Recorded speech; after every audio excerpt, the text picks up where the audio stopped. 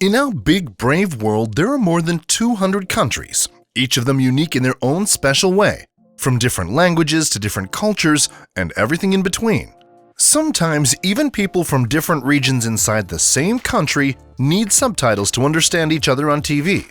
The differences in pronunciation are considerable between settlements. Settlements are unique in every sense of the word, and today we'll tell you about the cities and villages that have become famous throughout the world thanks to their unusual inhabitants and traditions. Let's get it on. Giethoorn. A European village, Giethoorn is sometimes called the Dutch Venice or the Venice of the North, and for a good reason too. This village has no roads, and the people use boats to get around. Can you believe this village is only an hour-and-a-half drive from Amsterdam?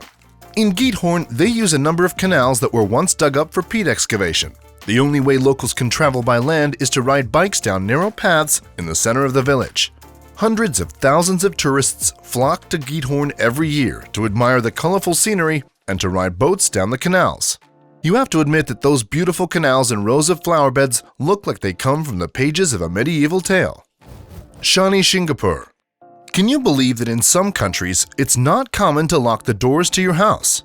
I can't, but this habit developed in modern countries because the crime rate is so high.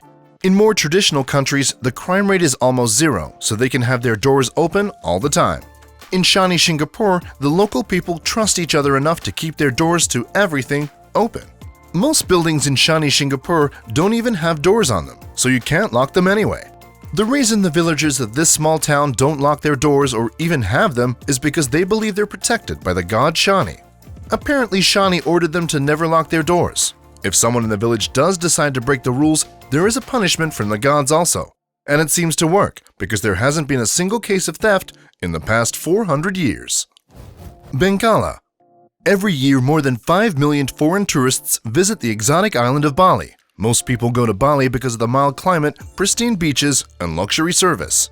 In the jungle islands of Indonesia, one settlement for many generations uses a language not spoken by anyone beyond its borders. This language is known as Kata Kalok, which literally translates to deaf talk, and this isn't a random name either. Kata Kalok is the unique sign language that is unlike any other language in the world. In the village of Bengala, this is their main language because most of the population is deaf.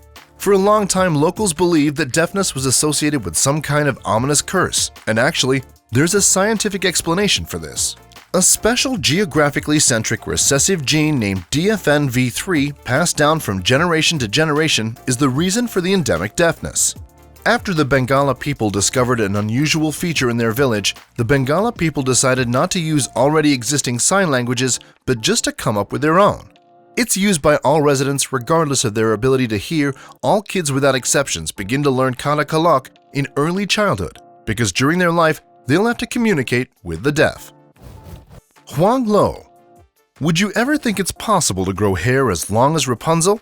Well, for the women in the Huang Lo village, it's a tradition to grow your hair for as long as possible. The Huang Lo women treat their hair like it's their prized possession, and it is really. They grow their hair all their lives, only cutting it once on their wedding day. This tradition has been going on for centuries in the town, and the people see long hair as a symbol of beauty, financial well-being, and longevity. The women also make 2 hair extensions from their hair, and when they have their first baby girl, they gift it to her.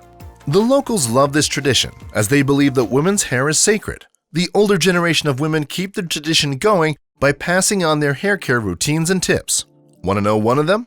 Well, if you want beautiful hair like these women, wash your hair with special fermented rice water. Gross and Manawi.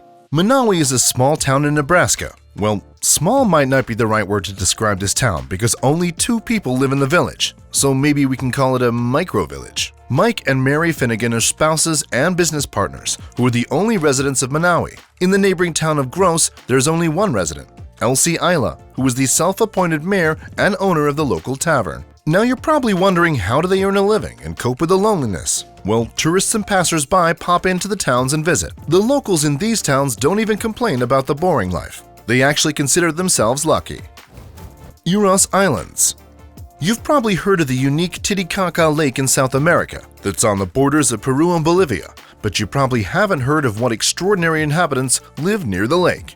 No, we aren't talking about some weird fish species or clams. we're talking about the movable islands that were created by humans.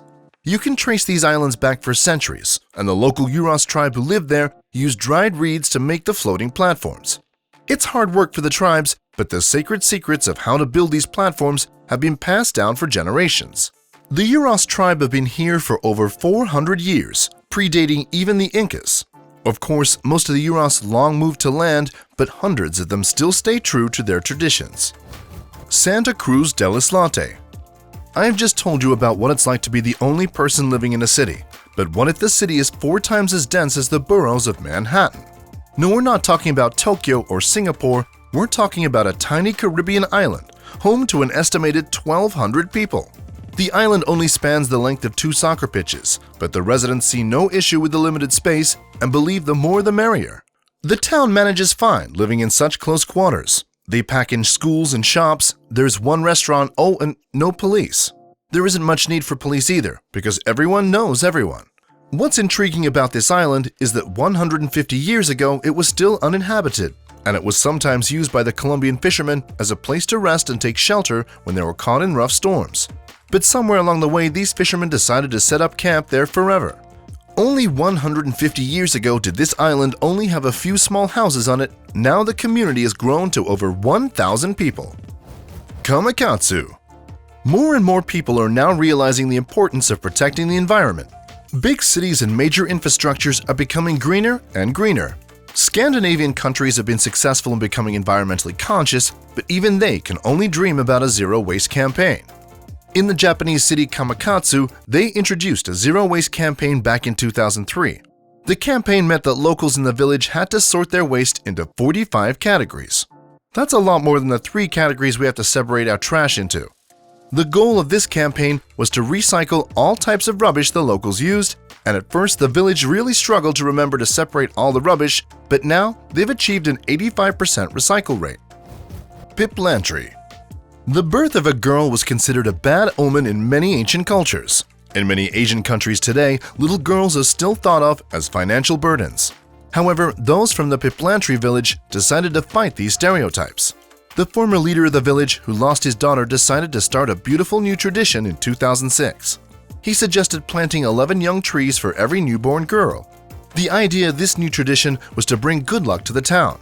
The tradition has been maintained for 15 years in Piplantry, and now there are tens of thousands of trees being planted by locals for baby girls. Dongguan. This Chinese city stands out from other towns because there are 4 women to every man in the town. This has become a huge problem for young women who wish to find a husband, and now it's custom for one man to date several women at once to overcome the shortfall of men. The women are fine with this too, as they don't want to be husbandless for the rest of their lives. The men in Dongguan are often in a relationship with 2 or even 3 women who treat each other perfectly and respect the hierarchy and relationship schedule. Relationships like this can't last forever, and the reason why so many women are in this town is because they go there to work. But once they get older, they decide they want a husband and a family, often moving back to their hometowns. And that's it for today's video. Please hit the like button if you enjoyed yourself, and don't forget to hit subscribe to join Top Quick Peek. And we'll see you next time.